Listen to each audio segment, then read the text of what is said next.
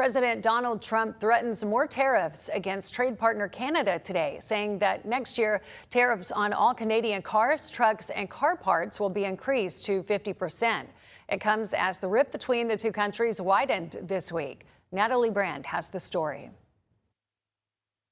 U.S. Trade Representative Jamieson Greer blamed Canada for letting a trade deal unravel in the 11th hour. We're just moving forward with our trade policy as intended. New 50% tariffs on billions of dollars worth of Canadian goods took effect over the weekend, including on agricultural products, Canadian liquor, and lumber. Canadian Prime Minister Mark Carney called it an attack and promised retaliation. Canada will match Washington's new tariffs dollar for dollar in order to protect Canadian workers, farmers, families, and businesses. The Trump administration is trying to downplay the impact to small businesses. The vast majority of goods that our small businesses trade in are made in the USA or they're duty-free.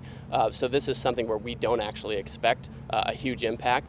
The White House is also facing intense pushback from farmers for a plan to temporarily scrap tariffs on more than 660 million pounds of ground beef imports to be sold 25% below market prices. Republican lawmakers who represent cattle ranchers say it will hurt U.S. producers.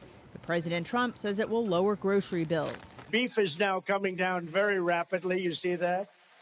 And as soon as we're finished with the Islamic Republic of Iran, as soon as we're finished, oil is going to be down at lower than it was even just a little while ago. Today, Treasury Secretary Scott Bessent will unveil what the administration has called Economic D-Day for Iran, which is expected to include sanctions on countries that do business with Tehran. Bessent wrote in the Financial Times, any nation that serves as a financial artery of a withering regime should expect to share in its isolation. Natalie Brand, CBS News, the White House.